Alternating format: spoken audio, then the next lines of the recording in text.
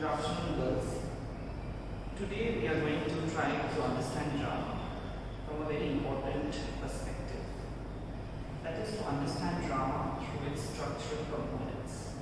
One of the most important components of drama or a play is its plot. Aristotle, in his Poetics, says that plot is the very soul of a play. So from this we can understand that the plot is a very important aspect of any play. Now how do we understand the plot? What is a plot? A plot is connected to the story.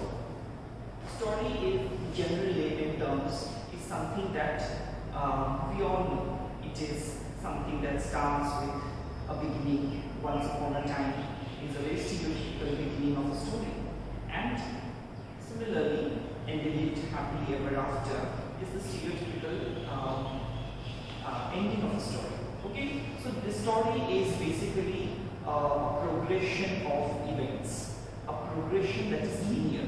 Linear as in it follows the order in which it happened, starting from the beginning to the latest. Okay, so a linear event or a linear connection of events is the story.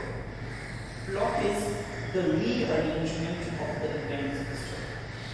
A play, a novel, a short story that you read often does not generally begin with the first event that happened. It may begin in the middle, or it may begin with the end, and sometimes through flashback we may go back to the beginning. Okay, so what the writer or the playwright has done is that he has rearranged the events, obviously with a certain goal. The goal is obviously emotional effect that he wants to achieve from the readers or from the audience, or a certain kind of aesthetic appeal, a kind of effect of beauty that he wants to create. Okay, some kind of maybe a kind of uniqueness he wants to achieve. So you rearrange, you change the order of the events, you introduce new events at times, you modify certain situations to increase the quality of the story. So the story is simple, linear events as they happen from the beginning to the end. Plot is when it is changed, it is rearranged to give more effect to the audience. So this is how we can understand the plot. Okay. Now, a good way to understand the plot is by understanding its structure. There are many ways in which plots are constructed. We are today going to look at obviously the traditional way. Okay. This is how plays had plots for a long time. Okay, and it's only later in the 19th and the 20th century that modern experiments, changed and brought different kind of plots into literature. Okay.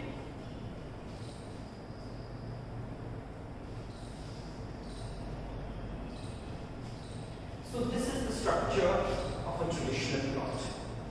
It has 5 basic parts, and starting with the exposition.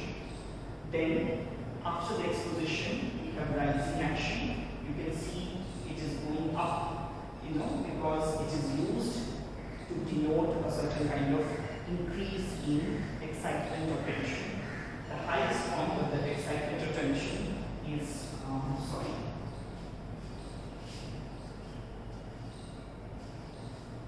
is the climax. From the climax, the excitement starts coming down. So we see the graph again coming down, falling action. And then after that, the last part is the development. So we have 5 different parts of a plot: exposition, rising action, climax, falling action, and development. This is the structure of a traditional plot. Now let's look at exposition and see what is it. Exposition is, as it says, it is an exposition which is basically introducing to the audience what the play is about. So it introduces the characters of the play, it introduces the main idea of the play, it tells us about what is the main problem that the play is going to deal with, and the main characters, the story, the setting, everything is given in the first. So that first scene which gives us everything that we should know to understand the story or the plot is the exposition. So it is the introductory scene which gives us the general information that is necessary in understanding the play. Okay? So let's say if we take the example of King Lear. Okay? It is a very good example because Shakespearean plays follow this five-part structure of a plot. So if we look at King Lear, for example, King Lear is about Lear and his three daughters. Okay? That's the main plot of the story. So the exposition scene should introduce these characters to us. Then it should introduce to us what is the theme of the play. The theme of the play is about, the filial attitude of children towards parents and the expectation of parents towards their children. So we see this dyadic relationship of parents and children that is explored in this tragedy. So this is also something that we should be able to see in the first scene of the play. Okay? So, and then we have the setting which is pre-Christian Britain that should be also available to us in the first scene. Okay? So let us see if the exposition sort of is able to do what the exposition is supposed to do. That is, give us introductory information of the play.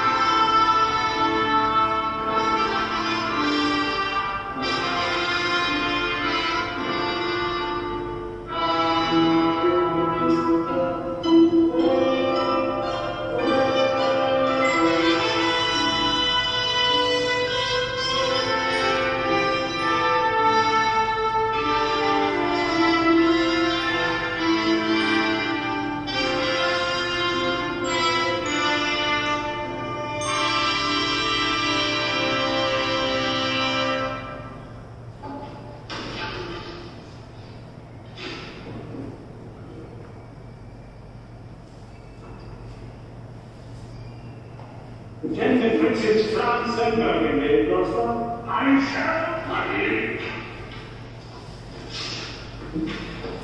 Be kind, we shall express our darker purpose. Give it about there.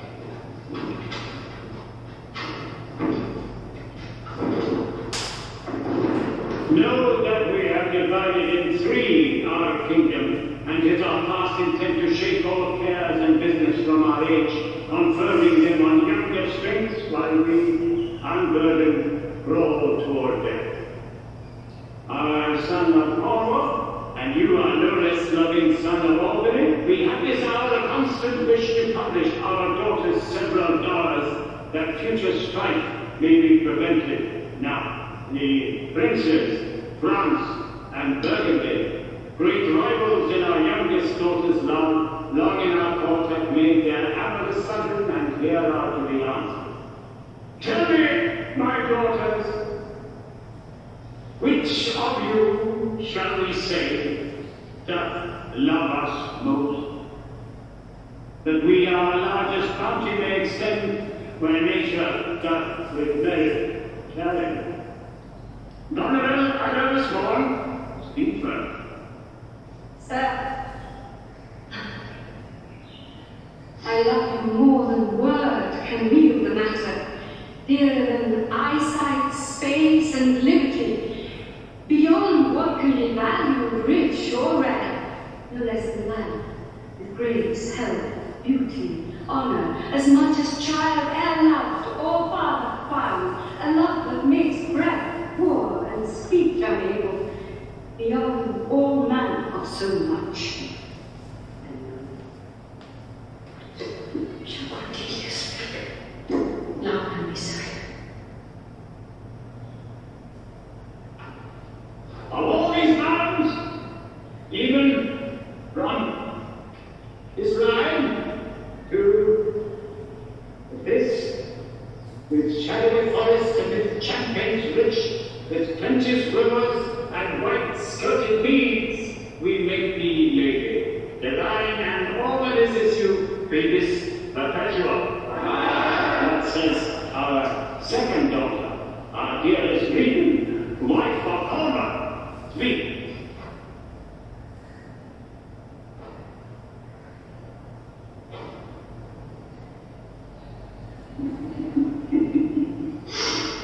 I am made of that self-metal as my sister, and prize me in her love. In my true heart, I find she names my very being. Only she comes too short. But I confess myself an enemy to all other joys which the most precious square of sense possesses, and find I am alone blissed in your dear highness love. Oh, Cordelia, yet not so, since I am sure my love is more generous than my tongue.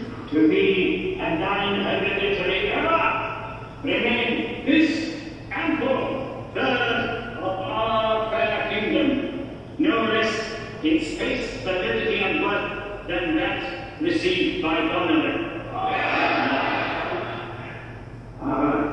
Our joy.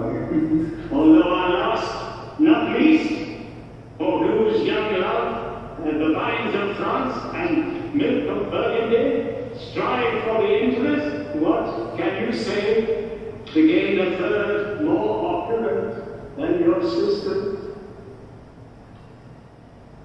Speak. Nothing, my lord. Nothing. Nothing.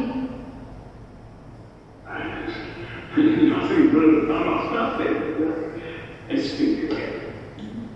Unhappy that I am, I cannot heed my heart into my mouth.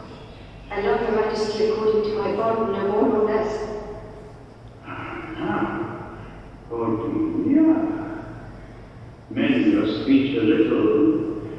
Is to be my fortune. Good, my lord, you have begot me, bred me, loved me. I return those duties back as our outfit, obey you, love you, and most honor you. Why have my sisters husbands if they say they love you all? Haply when I shall wed that the Lord whose hand shall take my child shall carry half my love in him, half my care and duty. Sure, I shall never marry like my sisters to love my father all. Whose thine heart with thee? I, my good lord. So young, so untender. So young, my lord, and true. Let it be so.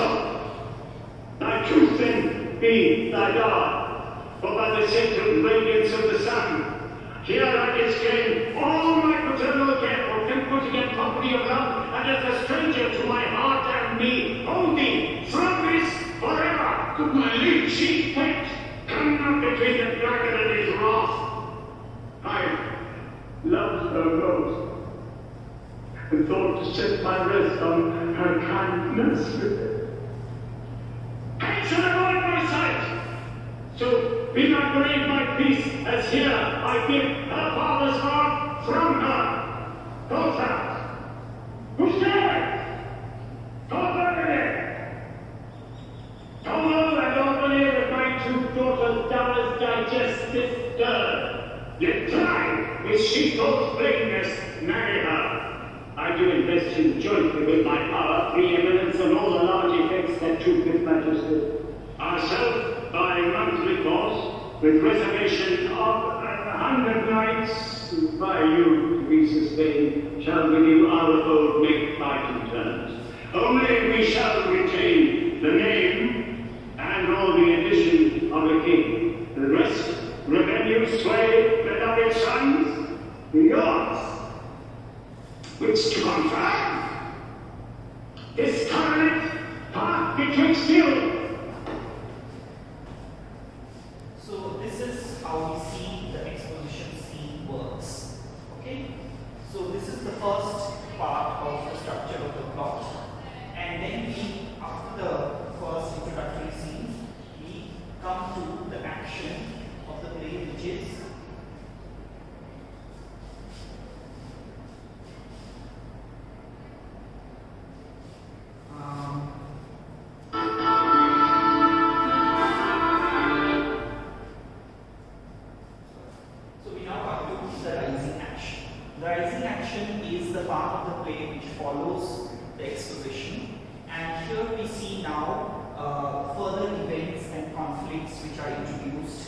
after the introductory scene.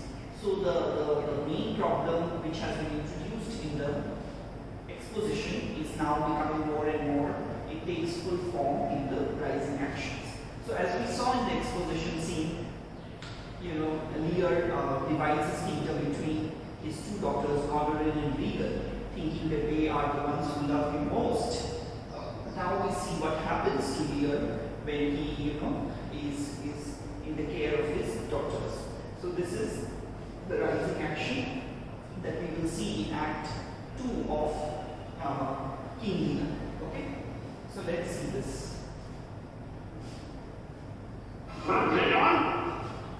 I want too much of it in a brown. Oh, Sir Pretty Fellow, there's no need to care about the brown. I am I am fool, and thou art nothing. Oh, yes, the soup. Oh, my God. So your face with me, though you say. Not only, sir, is your all licensed fool, but other your insolent retinue who argue, carp and quarrel, breaking forth in rank and not to be endured riots. Sir, I thought by making this well known to you to understate the dress. But now you're fearful by what yourself too late has spoken done, that you protect this course and put it on by your allowance. You know, the hairstyle of the cuckoo so long that it had kept it up right young. So up went the candle, and we were left dark. Are you our daughter? Come, sir, I would you would make use of your good youth, and put away these dispositions which of late transport you from what you rightly are. The lady here know me. This is not real. Who is it that can tell me who I am? Yes, shut.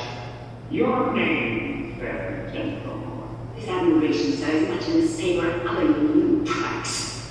I beseech you, understand my purpose for writing. As you are old and reverend, should be wise.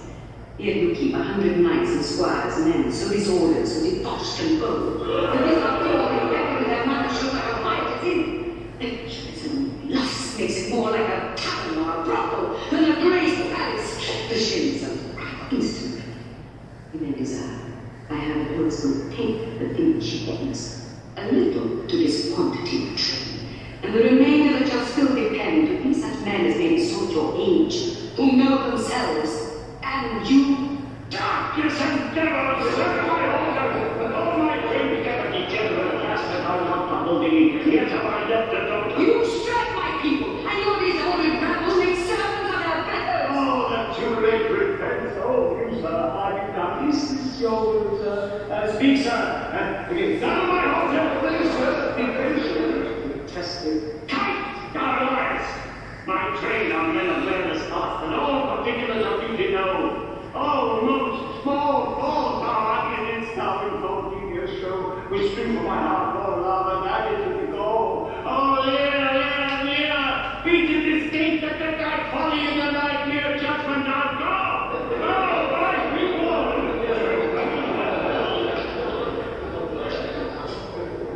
My lord, I am guiltless as I am ignorant of what hath moved. It may be so. I know. Here, nature. Here, gods. Here. Suspend thy purpose if thou dost intend to make this creature fruitful into a womb from base sterility. Dry up again the organs of increasing from a dividend body, never spring a babe to honor her. If she must teem, create a child of spleen that it may live and be a force to stitch and torment to her. Let it plow wrinkles in that brow of youth, with Cajun tears split shadows in her cheeks. Turn all her mother's pains and benefits to laughter and contempt, that she may feel how sharper than a serpent's tooth it is to have a thankless child. Aye! Oh, God, we adore. Whereon comes this? But let his disposition have such scope as duty. 50 of my followers in the flat and a fortnight. What's the matter, sir? Challenge. Life and death I am ashamed of darkness power to bring. Shake my manhood thus that these hot tears with recommit the fortune make thee welcome. Blasts and fogs upon me. Yes, have I another daughter, whom I know is kind and comfortable when she shall get visit thee with her nails, she'll tear thy wood dwarfish visage, thou shalt find that I resume the shape which thou dost think. I have shaken off Mantegon. Thou art too much operated. So here we see how Leonard learns of his mistake and how Goneril has changed and what she said and is not backed by her action. In fact, her actions are totally different from what she had professed for her love for her father. So this is the rising action, and we see Lear similarly doing the same towards the end of Act 2 with Regan, his second daughter. Okay?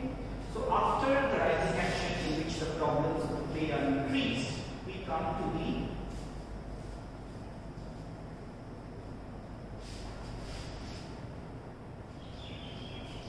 climax, the highest point of the dramatic tension of the play. This is the most important part of the play. This is also called the turning point because the main character in the story totally takes a turn from now on. So it is an event which changes the direction in which the story is going. The main character as well as the story changes. Lear, after understanding his mistake and how he has been treated by his two daughters, he goes into shock, and in his anger and shock for himself and for his children, he starts cursing the nature and the gods, and we have the famous storm scene, which is the climax of this play, where we see after which Lear turns mad.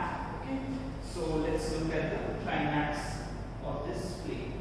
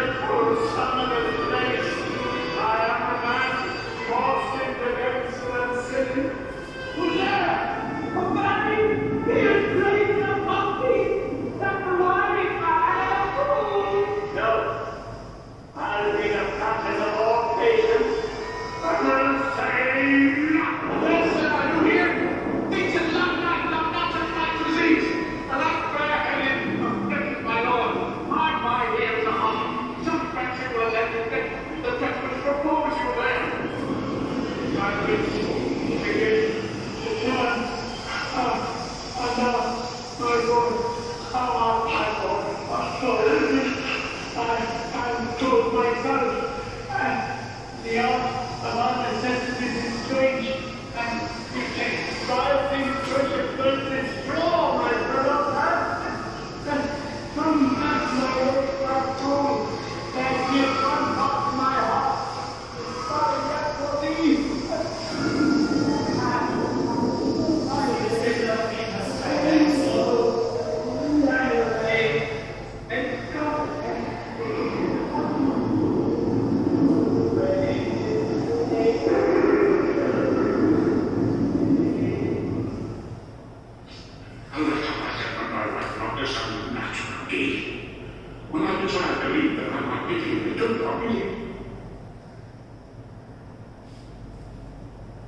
So this is the scene of the storm, which is the climax scene of the play.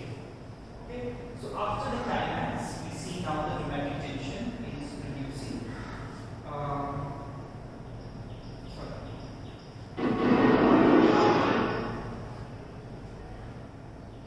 And now we have what is known as the falling action. Okay. So now the problems which were increasing from the rising action now starts resolving in itself. So here we see that the discord between Cordelia and her father King Lear is resolved. King Lear understands through his insanity, that he made a fatal mistake of trying to think that words and action mean the same thing, and that her father is a father's expectations from a child can be measured through words, and Cordelia also understands and realizes that she's ready to forgive her father. So we see that is the falling action, where we have the resolution between the father and the daughter, which had to fall out in the beginning, in the exposition. So the problem of the exposition is now here gradually being resolved in the falling action.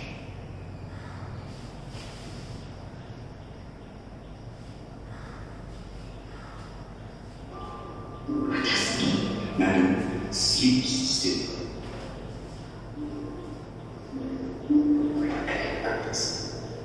Kill this great breach in his abusing nature. Your tuned and jarring senses wind up with this child changing. So please your majesty, that we may wait quickly. He has slept long. The government by acknowledge and proceed in the sway of your own power. Is he your aim? Aye, madam. In the heaviness of sleep, we bathed him and put fresh garments on him. Be by, good madam, when we do awaken. I do not doubt his temperance. Very well. Please you come here.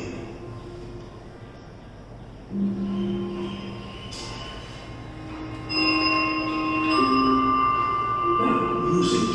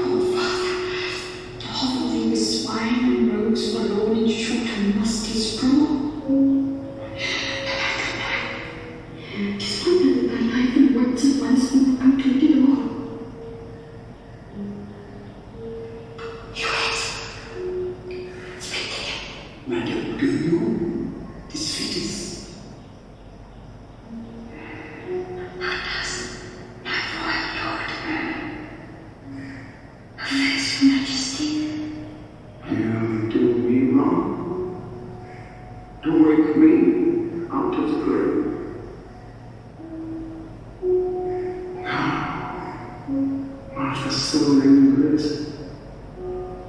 But I am now on the wheel of fire that my duty is to scald my molten lead. Do you know me? You're a spirit, I know. When did you die? Just a fire. The spirits so weak, let him alone a while. Where? Horizon? Where am I? Fair daylight? Mightily abused. I swear, these are my hands. Would I were sure of my condition? Oh, look upon me, sir, and raise your hands in benediction over me.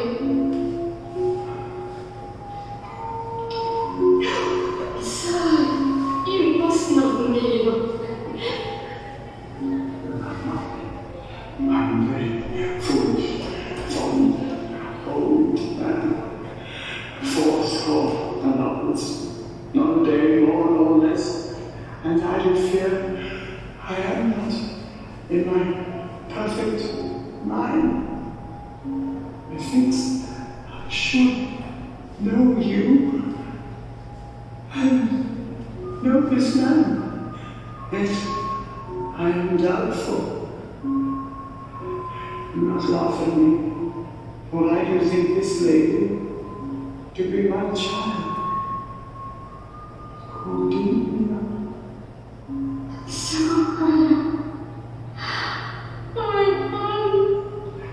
Your tears wet.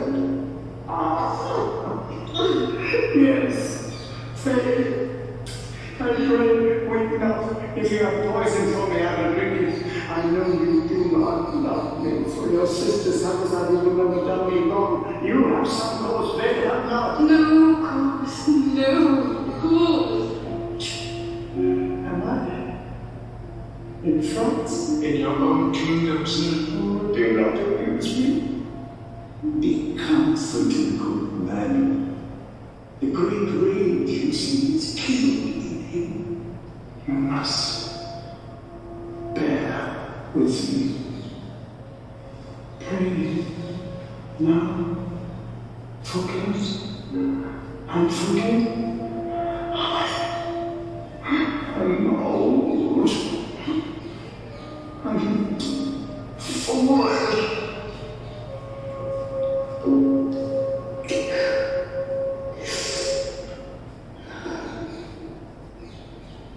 So here we see is the resolution, the reconciliation happening between.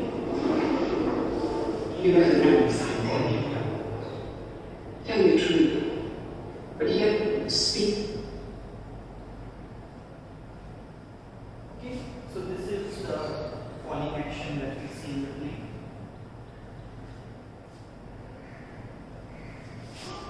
What is it? The last part of the five-part structure is the resolution. The play has now reaches its conclusion. We have the final scenes in which all the problems, the main idea that was introduced in the play is resolved. We have, because of the tragedy, we witness the death of the main characters. There is violence. So Cordelia is killed, she is hanged. We see also that the evildoers are also punished, which is very important in the moral resolution of the play. We will see how Connery poisons Regan, and then Connery herself is exposed and punished by her husband. We see the main troublemaker, which is Edgar, is also exposed, and then he is branded as a traitor and finally killed by his half brother Edward. Okay, so this is the final ending of the day that we see.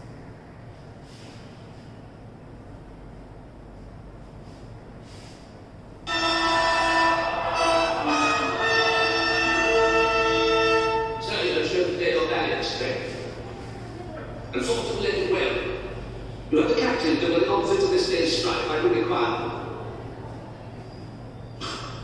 Sir, I thought it fit to send the old and miserable king to some retention and appointed guard. Really, myself the queen, my reason all the same. Sir, by your patience, I hold you but a subject of this war, not as a brother. That's as we list to Grayson. Methinks our pleasure might have been demanding, but spoke so far. He led our powers. For the commission, my basic person, the which immediacy may well stand up and call itself your brother. In his own grace, he doth exalt himself more than your If in my rights, by me invested, he compeers the best. That's what most that he should husband you. Jesters to what proof No, prophets. no, yeah, that's like it. I am not there. Else I shall answer from a full-flowing stomach. Therefore, take down my soldiers, prisoners, patron, dispose of them. Witness the world that I create thee here, my lord and master. Mean you to enjoy him then. Let alone lies not in your wound, Or in thine, or yes. Drums strike and prove my type of life. Stay here. Hear me. And when I rested on capital treason, I did not obtain this guilty servant. For your claim, fair sister, I guard it in the interest of my wife. If she is subcontracted to this lord, and I, her husband, contradict your plans. If you would marry, make your loves to me. My engaging is bespoke. An interlude? Arm, Gloucester, let the trumpet sound. If none appear to prove upon my person my heinous, manifest, and many treasons, there is my pledge. I'll make it on my heart, ere I taste bread. what in the world he is that names me Traitor! Villain like he lies! There's my exchange. Do you dare approach? On him, on you not. I will maintain my truth and honor firmly. I submit.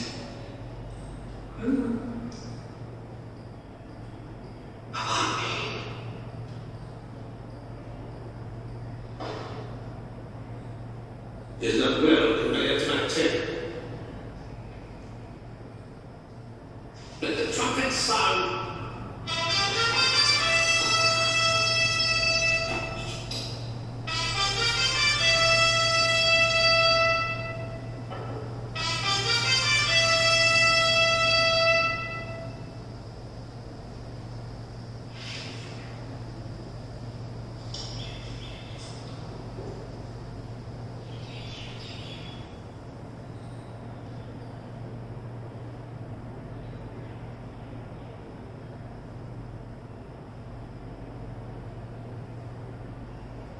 Who are you?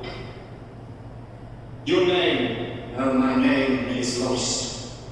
By treasons to Fairnor and Cankabit. Draw thy sword. I protest that false to thy gods, thy brother and thy father, from the extreme suffering of thy head to the descent and dust below thy foot, thou art a most toad-spotted traitor. Back will I toss these. Treasons to thy head. The sword of mine shall give an instant way. And they shall rest forever.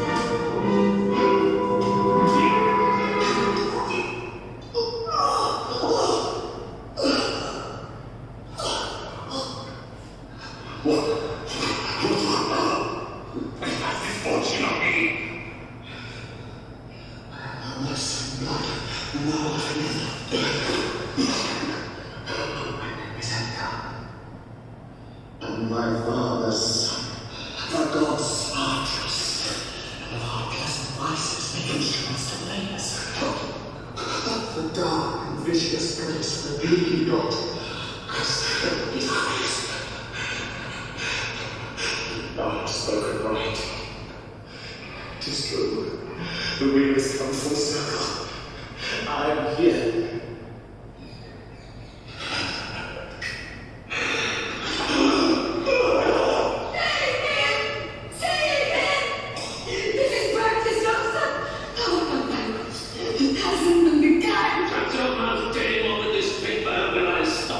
Thou worst than any lady, breathe thy own ear of a tearing lady. I beseech you, Lord.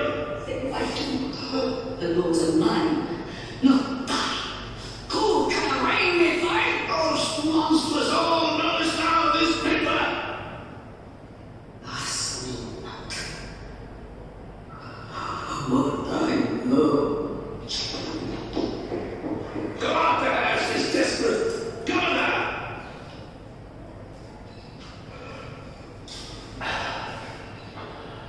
What? So this is what we see the final fight scene, which is very popular in the tragedies, and along with it, we also see how Goldwater is exposed by her own husband. So that brings the play to the conclusion. So this is the last part of the plot, which is the resolution. So this is the part structure. So this is the five-part structure of the plot, the traditional plot that we can understand, beginning with the exposition, rising action, the climax, falling action, and then finally the resolution or the denouement, the ending of the play. Okay? So this is how we can understand the structure of a plot, and through a plot we can understand how a play is working, what is the message that the playwright, the director is presenting, and what kind of changes is bringing to the story to kind of highlight, these his message or parts of the story. Okay? So that's it.